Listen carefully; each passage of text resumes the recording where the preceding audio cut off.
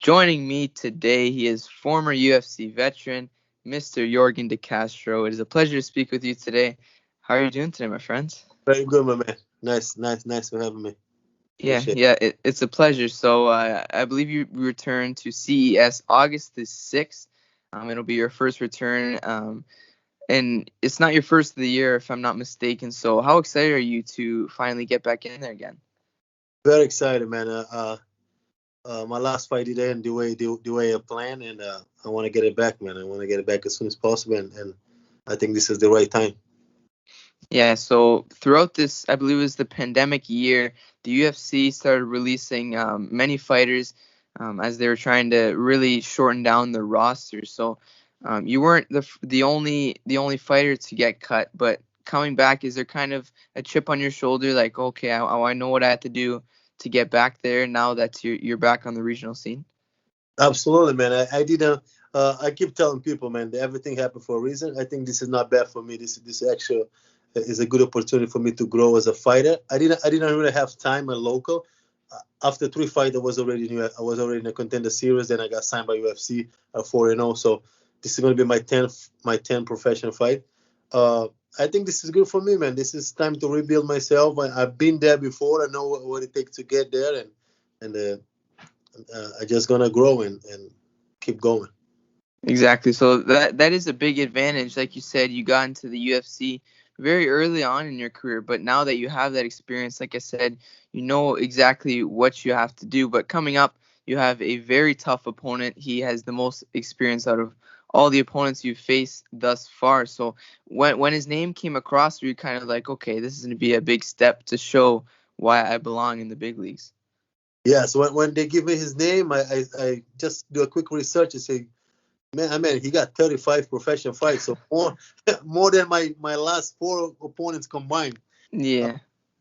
Very good. He's a well-rounded and heavy hand. I think. I have to fight guys like this. Coming for UFC, you have to fight guys like this to prove that you. And it's good for me too to know where I stand in MMA. I want to fight guys that with a lot of experience to test myself and prove that I belong to this. That I still want to do this. That this get me excited.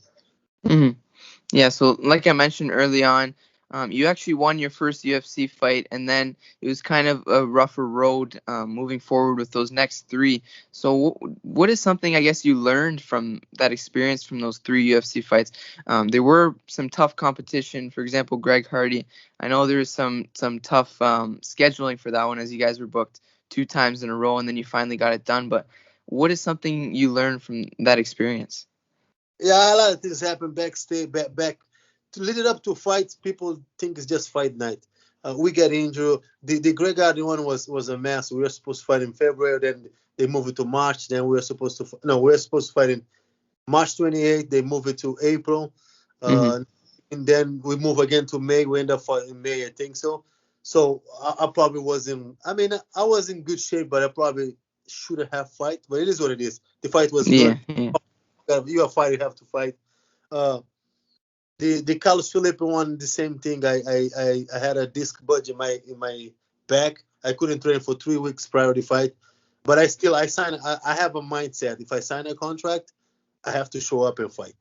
As a hmm fighter, that's my two main concern is when I sign a contract, I have to make weight and fight. So I still go and do it. If I gotta take anything from those experience is if I'm not 100%, I'm not fighting anymore. So I have to be 100%. I have to be mind ready. My physique have to be ready to fight.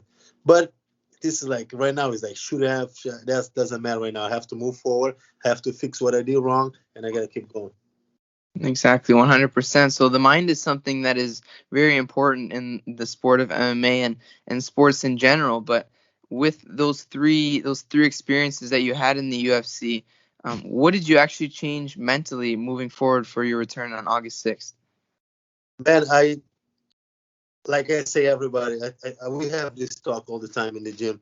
The two losses that I lost by decision, yeah, I should have pushed forward. I should do it all. I should have knocked out.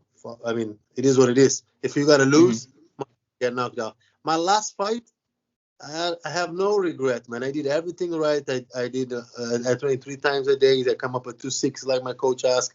I grapple a lot. I was ready to throw down, and I got caught. I mean, I have no regret on that one. That was one of my biggest fear fighting. I never get knocked down. I had 22 fights between kickboxing and MMA. Nobody ever even dropped me. So that was one of my biggest fear, to get knocked out. And well, that's already happened. So now they have to deal with me. Now next fight, I'm gonna go forward. I'm gonna push the pace, and they either knock me out or I'm gonna knock them out. Yeah, exactly. So that is a very scary experience. But now that you have that, I guess you kind of know some that like what it's like. There's a lot of people in MMA who have never experienced that, and they're just waiting and waiting until one day it happens. But I guess you can say now you can go with everything, and you know exactly what the experience will be like. Exactly. Now I even go harder in the training because I'm already. I mean, it is what it is. I know it's not gonna hurt them. If I get shut down, I'm gonna get up and do it again. So now everything, I'm telling you, now my next fight is gonna be ruthless. I'm just gonna go forward. Yeah, it's exciting to see you back with this motivation, back on the regional scene. But like I said, you never really had that experience that many fighters do have before that big step up. But I have to ask you, you have competed for CES a few times throughout your regional career. So what kind of enticed you to go back? What is one of your favorite things with that promotion? So, CES, the thing is, they do like me. They always give me the stage. I love. They reach out to me as soon as I get released. They say they would love to work with me. Also, that I like about CES is the CES is a big stage. You fight a UFC fight pass. Everybody gonna watch. All the matchmaker watching the fight. There's no easy fight. The Mhm. matchup is very hard. You face very like tough competition, but also put you right back to the big league. So if I want to do this, I want to fight against the best. I want to fight at the big league. So I think CES is the step right in between me and the big league. So CES is the clear choice. Awesome. So before I let you go here, I know you do have a busy schedule. I have to ask you some rapid questions before I let you go.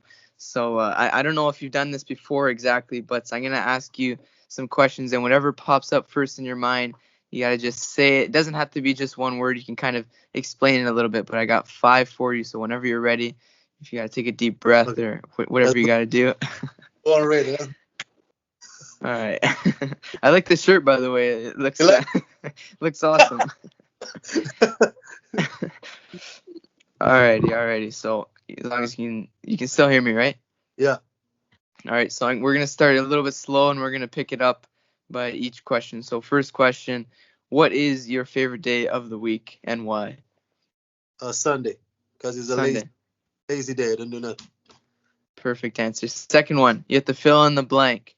Taylor Swift, the pop singer, is blank. Hot, hot. Number three: is double dipping ever acceptable? I mean, I don't know. Depends. You got me right there. Depends. Okay, so it is. There's a time and place. All right. Fourth question. Would you rather have invisibility or super strength? Invisibility. Okay, and last one. Something you could eat for every day of the week. Bread. Bread, really? Okay, you You. kept it broad. It could be bagels, anything like that. I'm from the Porsche. Eat a lot of bread. Okay, awesome. So, Mr. Yorgan, it was a pleasure speaking with you today. I'm very excited to see you back doing what you do best. And like I said, it was a pleasure.